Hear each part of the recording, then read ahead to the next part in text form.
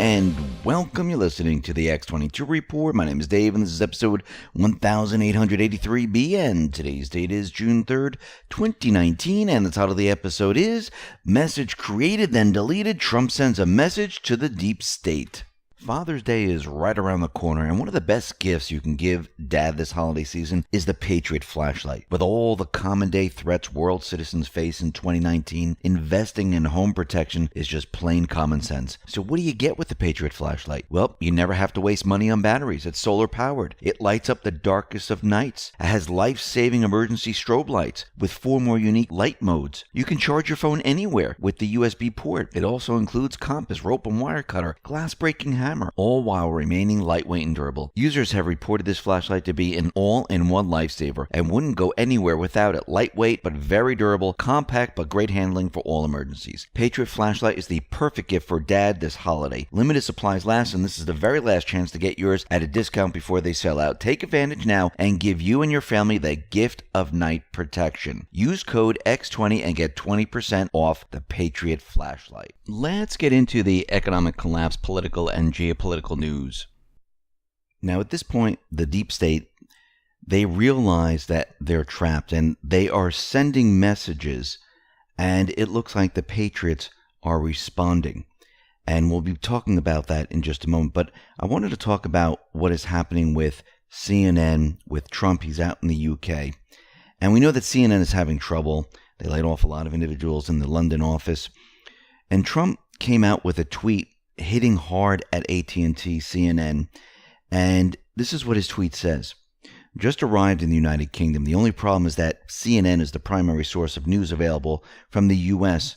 After watching it for a short while, I turned it off. All negative and so much fake news. Very bad for you as big ratings drop. Why doesn't owner AT&T do something?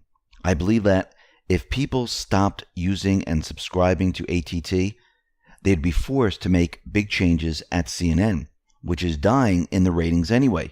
It is so unfair with such bad fake news. Why wouldn't they act? When the world watches CNN, it gets a false picture of USA.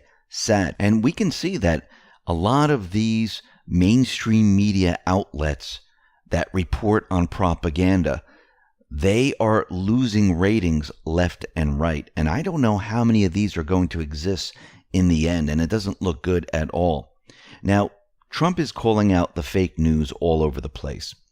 We had something about Meghan Markle where it was reported that Trump called her nasty. Well, Trump saying this is completely fake, phony, and false. He tweeted out the following: I never called Meghan Markle nasty. Made up by the fake news media, and they got caught cold. Will CNN, New York Times, and others apologize? Doubt it. And it seems like the mainstream media, because they know that E-Class is coming out right now, they are just pushing fake propaganda and trying to use it to paint Trump in a bad light. Now, it's not like they painted him in a good light in the past, but it seems like they're going out of their way now to continue the attacks because this is all they have left. What happens when you don't have facts to fight the truth? What happens when the truth comes out and all you have is propaganda? You end up making up fake information. You start calling people names. You start screaming at people because you have nothing to fight the truth. This is what we're going to see happen with the mainstream media and certain politicians and certain individuals that are in Hollywood. Once they start making up things, tweets, things that Trump has said, which he never really did say, when they start screaming and yelling, calling him names, this is how you know this is the end. Because they have nothing left to use. There's no more ammunition, as Q would say. They don't have anything, so all they have is to scream, yell, and make everything up, which is easily proven to be fake, phony, and false. And we're going to see a lot more of this. Now, since Trump is out in the UK, he went ahead and he denounced the London mayor. He tweeted out the following: Sadiq Khan, who by all accounts has done a terrible job as mayor of London, has been foolishly nasty to the visiting president of the United States, by far the most important ally of the United Kingdom. He is a stone-cold loser who should focus on crime in London, not me. Khan reminds me very much of our very dumb and incompetent mayor of New York City, de Blasio, who has also done a terrible job, only half his height in any event. I look forward to being a great friend to the United Kingdom and am looking very much toward my visit landing now. Now, he's already there. He's attacking all these individuals, attacking the fake news media, attacking all these people, because all they're getting out in London is CNN. Yes, there are other people looking at alternative media, but that's what they have playing. It's almost like going to the airport and on every single channel, what do you see? CNN, because they sign contracts to make sure everyone is continually brainwashed every single day with the propaganda. That's how the deep state works. If they repeat it over and over and over, guess what? They're hoping you believe it. But that model is completely breaking down right now. And it will not last. Now, we've been hearing reports that Assange's health is declining. He's receiving medical treatment. We all know that the deep state would like to see Assange 187. Why? Because he has the truth. And they don't want the truth out there. So the deep state, they've been trying everything to try to stop him from revealing what really happened with the DNC, the Clinton emails, Seth Rich, and the rest. Now, very interestingly, the Justice Department had decided not to charge Julian Assange for his role in exposing some of the CIA's most secret spying tools. Now, in this move, they're saying, listen, all that stuff from Vault 7, we are not going to charge Assange. Now, extradition law requires the U.S. to bring any additional charges against Assange within 60 days of the first indictment, which prosecutors filed in March. What were those charges? Well, that was helping former Army intelligence analyst Chelsea Manning hack into military computers. Now, once again, they don't know if it was exactly him. Chelsea Manning is saying, yes, I do believe it was Assange on the other end, but again, they don't have the proof. Which is very interesting in itself. And there are no plans to bring any additional indictments prior to his extradition. Now, I believe they are going to use these charges because they know there's no proof to back any of this up. They really don't have that much information. They don't know if it was him. Even if somebody was typing and they said it was Assange, how do you know it was really Assange? It's very difficult to prove. Now, let's take this a step further because there's more information coming out that the Swedish court is now rejecting the request to extradite Assange to stand trial for the rape allegations. Now, Swedish Deputy Director of Public Prosecution Eva-Marie Persson had requested the detention, arguing that Assange posed a flight risk. Assange's attorney, Samuelsson, countered that WikiLeaks founder would be willing to come to Sweden to cooperate with the investigation and that his client has nothing to hide. The Uppsala District Court denied the request when it was clear that the Swedish authorities were not finished with their preliminary investigation into a 2010 rape claim. Samuelsson argued that under the new rules, EAWs cannot be obtained to conduct preliminary investigations, and the prosecution must instead apply for a European investigation order. This means that the prosecution will need to complete its preliminary investigation without Assange's extradition to Sweden, and will instead they will have to travel to the UK to ask Assange questions before they decide whether to press charges. So it looks like things might be moving in the right direction for Assange. And like Q says, we have the source. He is protected. And I'm starting to see that. Now, we know the D-Class is going to be coming out very, very soon. And John Ratcliffe, he was outlining his view of U.S. Attorney John Durham as a benefactor of the declassification insofar as he would gain information for his review. Interestingly, Ratcliffe noted Durham was essentially a special counsel and could use access to documents as a tool toward a grand jury review. So, along with noting the likelihood of Durham's intent, Ratcliffe seemed to temper expectations of any upcoming publicly visible declassification. The possibility of Durham exploiting using documents declassified by his boss, AG Bill Barr, will suggest some of the material may not be made public because this would interfere in ongoing investigations. So what documents could be purposely made public that would not impede Durham? Well, here's a list of material possible for declassification. All versions of the Carter Page FISA application. All of the Bruce Ohr 302s filled out by the FBI. All of the Bruce Ohr emails and all supportive documents material provided by Bruce Ohr to the FBI. All relevant documents pertaining to the supportive material within the FISA application. All intelligence documents that were presented to the Gang of Eight in 2016 that pertain to the FISA application used against U.S. person Carter Page, including all intelligence documents that may not have been presented to the FISA court.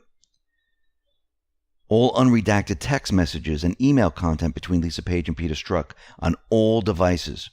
The original CIA EC, or two-page electronic communication from former CIA Director John Brennan to the FBI Director James Comey that started Operation Crossfire Hurricane in July 2016.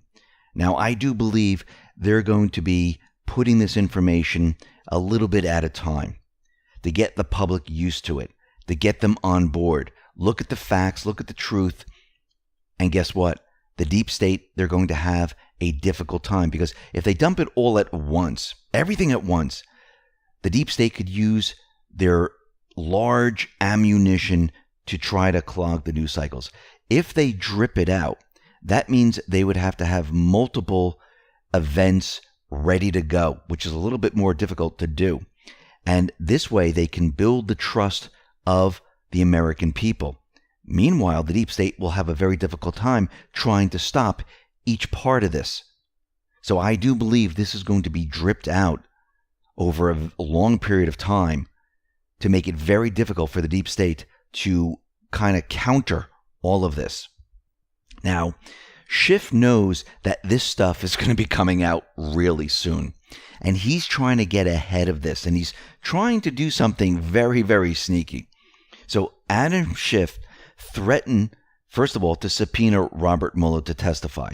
He tweeted out the following: Robert Mueller has one last service to perform, and this is to answer questions for Congress and the American people. There are any number of questions that we have every right, and the American people have every need to have answered about his investigation and what he found. Now, Schiff is just using that for propaganda purposes. They do not want Mueller to be questioned. They don't want him answering anything because someone will ask him a question and he'll answer the wrong way and their entire narrative would go down the drain. Everything that they're trying to do right now in regards to impeachment and everything else, it would go down the drain. It wouldn't work. And this is why they're never going to have him testify. Now, Schiff, he's trying to use a different strategy, which is going to fail. Now, he's going to put it out there, oh, we should have Mueller testify, and we're going to throw a subpoena at him, just like he had all the evidence of collusion, which he has nothing. So Adam Schiff, he wrote a letter to the Office of the Director of National Intelligence, Dan Coats. Dan Coats, sound familiar? He didn't get the order to declassify. He wasn't in charge of the declassification. Barr was. Barr was in control of him. And this was done on purpose. So Adam Schiff wrote a letter to the Office Director of National Intelligence, Dan Coats, demanding legislative branch authority over the executive branch declassification. First, the executive branch controls the declassification process unilaterally. The legislative branch can request briefings, and customarily the executive informs the Gang of Eight when needed on matters of intelligence releases. However, the legislative branch has no authority over the independent decisions purposes of the executives in that regard. Second, Schiff claims the declassification directive is inappropriate because Trump has empowered Bill Barr with discretionary decision-making. Now, Schiff, he's trying everything he possibly can to get the information before it hits the public. Because what is he demanding? Advance notice of the material as it is discovered and declassified, and advance notification for all of the underlying investigative documents that may be part of the ongoing Department of Justice investigations of seditious activity. Yes, he demands heads up on anything adverse to his political interest. Now think about what he's doing. He wants the information to go through him first so he can filter through it, leak it to the mainstream media, and try to get ahead of what is coming. This is his plan. This plan is going to fail. Now, like we said in the past, the deep state, they are in a deep panic, no pun intended there. Worry is really setting in right now. The deep state players are trying to get out in front of what is coming. Comey, well, he tweeted out the following. This was back May 28th. James Comey, no treason, no coup, just lies, and dumb lies at that. Now, the next tweet is very interesting. This is how it reads. June 1st, 2019. Bill Barr on CBS offers no facts. An AG should not be echoing conspiracy theories. He should gather facts and show them. That is what justice is about. Well, the AG, first of all, is not going to show this on TV. He's not going to pull out and present all these facts. He's going to tell you, we're looking into this, we're investigating, and at the right time, we're going to present all the facts. But what's very interesting about this tweet is that this is not the original tweet.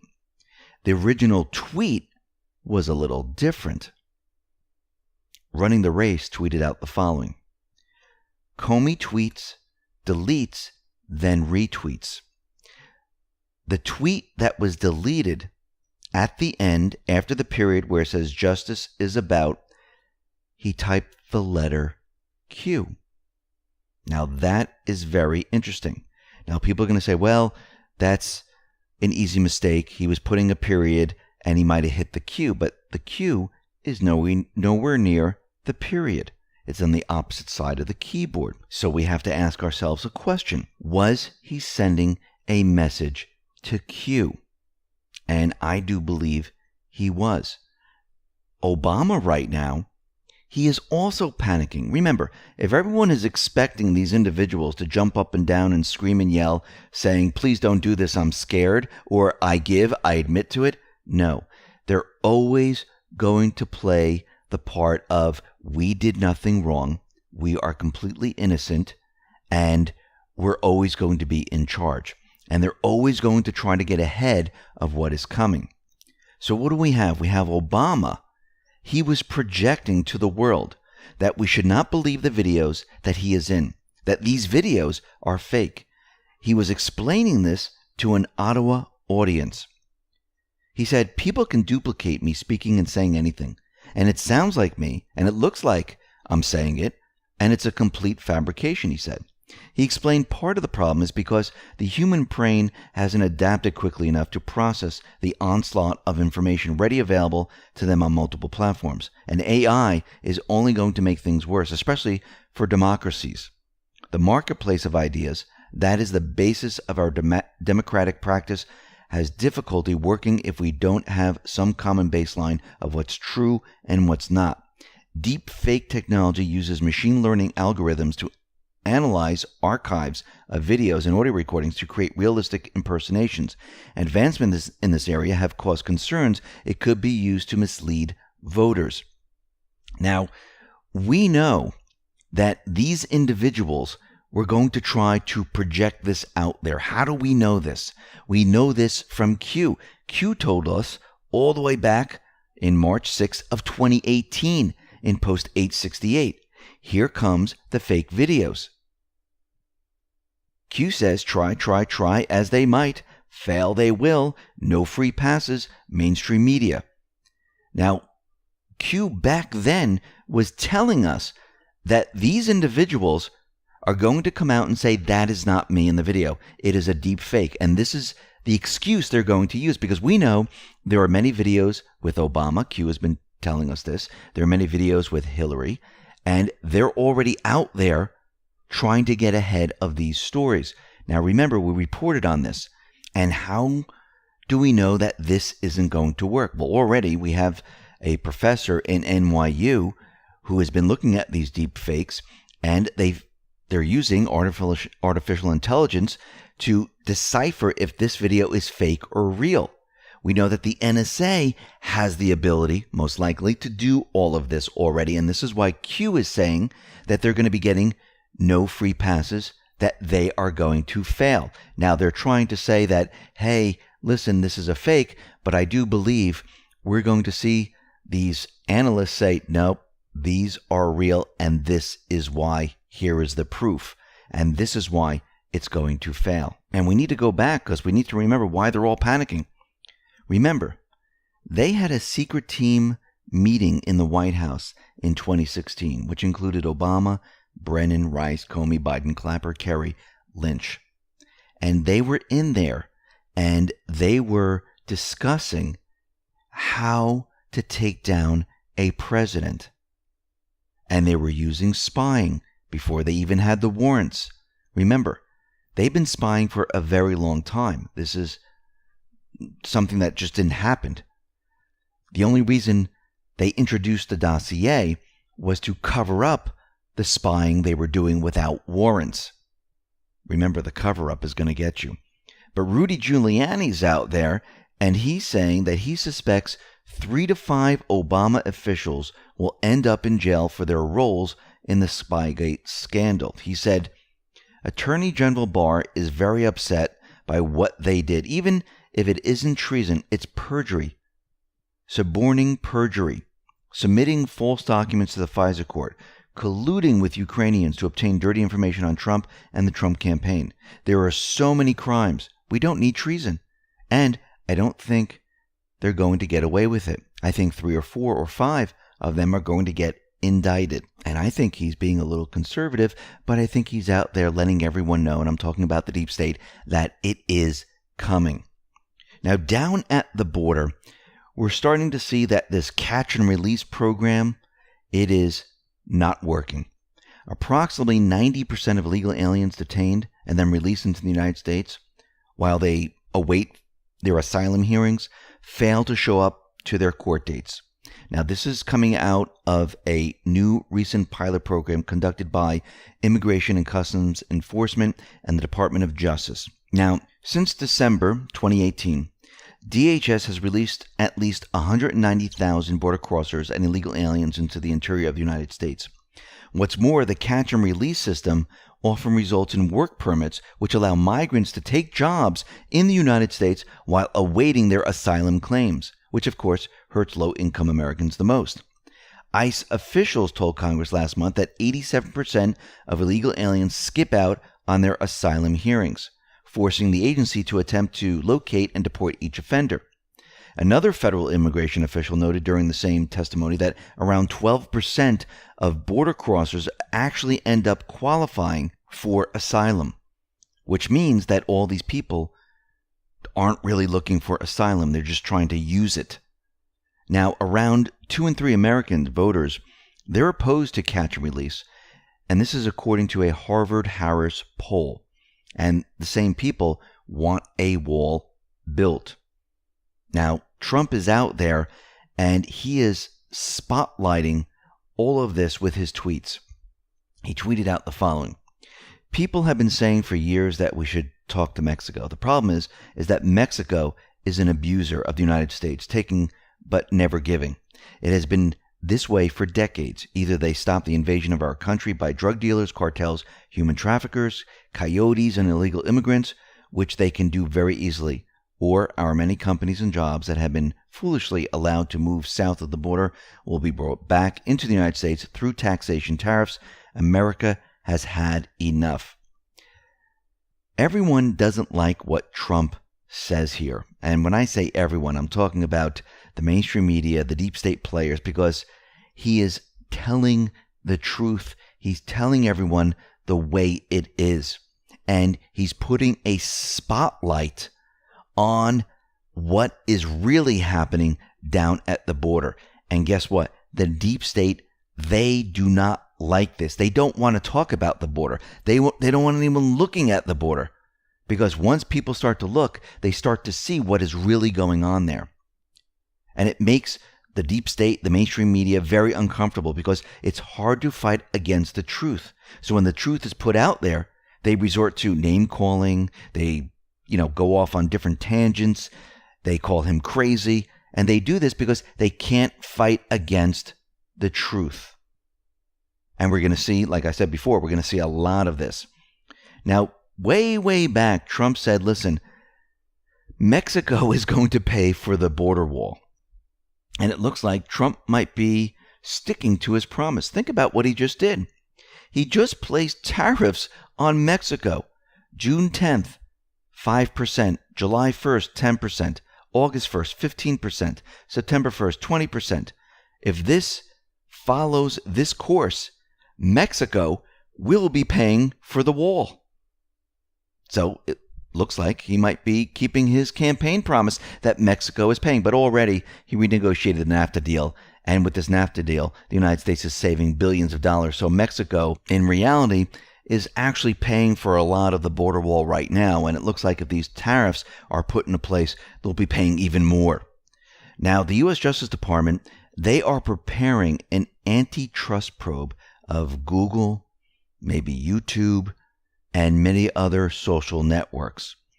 Now, Q has been telling us about this for quite a while.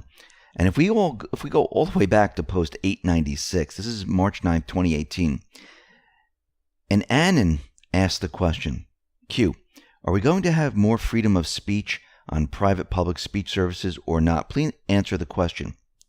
Q says 100% regulated. Some platforms will collapse under own weight of illegal activities. Now remember, Q has been telling us that a lot of these companies, especially Google, has been working with the CIA, working with other individuals, and they have been doing illegal things. Now, we'll have to see how this all plays out. But again, Q has been telling us all of this for a very long time, and we're starting to see all of this start to happen. Future proves past. Actually, these are all proofs that are coming true right now. Now, once again, Obama was in Brazil, and he was speaking to a audience in Brazil, and he said some very interesting things which aren't true whatsoever. But when I look at this, the timing is very interesting. On May 30th, Obama was a keynote speaker at an event in Brazil. And during the conversation with the host on stage, during the digital innovation event, Obama took the opportunity to speak negatively about the U.S. gun laws. He said our gun laws in the United States don't make much sense. Anybody can buy any weapon anytime without much, if any, regulation. They can buy guns over the internet. They can buy machine guns. Well, first of all, when he says anybody can buy a firearm, yes, under the Constitution, anybody can buy a firearm. But you have to look a little bit deeper in this. There are 3 major federal restrictions on who may purchase firearms in the United States, not including the many state and local restrictions. The first category of persons who may not purchase firearms under federal law is based on age. Persons under 21 years of age, they can't purchase a gun. The second, well, those are those individuals that are a prohibited person, a criminal, felons, convicted of domestic violence, unlawful users of controlled substances, illegal aliens, those subject to certain restraining orders, and it goes on and on and on. When he said any firearm can be purchased, well, that's not true either. Under the federal law, machine guns made after 1986 may not be purchased by civilians. Also, the National Firearms Act of 1934 regulates other firearms which may be purchased, but clearly not in the way insinuated by Obama's comments. He also said a firearm can be purchased at any time. Well, that's false also. When purchasing a firearm from a federally licensed gun dealer, background check requirements must be satisfied. In most cases, this includes a background check being run through the Federal National Instant Criminal Background Check System. So, they're going to run a check first. He also said firearms can be purchased with few regulations. We have tons of regulations here in the United States. He also said firearms can be purchased over the internet. True, but you don't get it mailed to your house. It is sent to an authorized dealer. You have to go in there, you have to fill out the applications, and they run a background check. So you can make the purchase, but you never receive the firearm until you go and you fill out the application and you get a background check. Just like if you went into a dealer. Same thing. You made the purchase, but you don't get the weapon until everything is ironed out. So all these different things that Obama was talking about, he just took them all out of context. But when you look deeper, you can see that he was just doing this to play up gun control. And then, what's very interesting, a couple days later, we had an event in Virginia Beach. And of course, is this the deep state using their ammunition? Most likely. Because then we had Kamala Harris come out and say, last week, 12 people didn't make it home to their families and friends in Virginia Beach. I'm sick and tired of it. People need to feel safe again. This is senseless violence, must end. Remember, her platform is taking weapons away from the American people. Same thing with Swalwell and the rest. Booker, you name it. And it seems like they were trying to clog the news cycle, trying to figure out when information was going to come out, and it looks like they missed. But also they're trying to push their campaign agendas.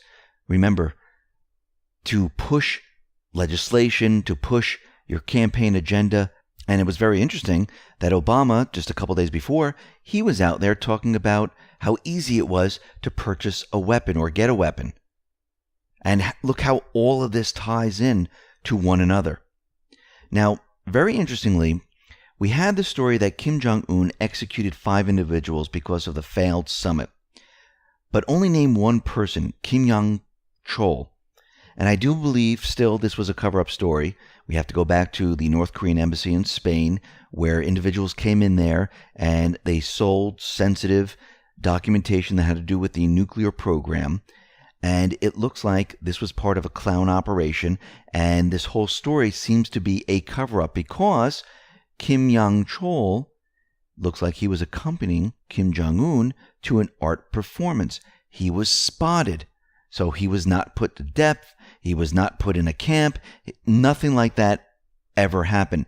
This story originated from a South Korean newspaper. That's all. So there was nothing to back it up. So it looks like this whole story was a cover story to cover up maybe those individuals that were part of the clown operation that might have been caught, and they were projecting it out onto the summit and Kim Jong-un being a crazy individual. Now, out in Iran, we see that things are moving forward.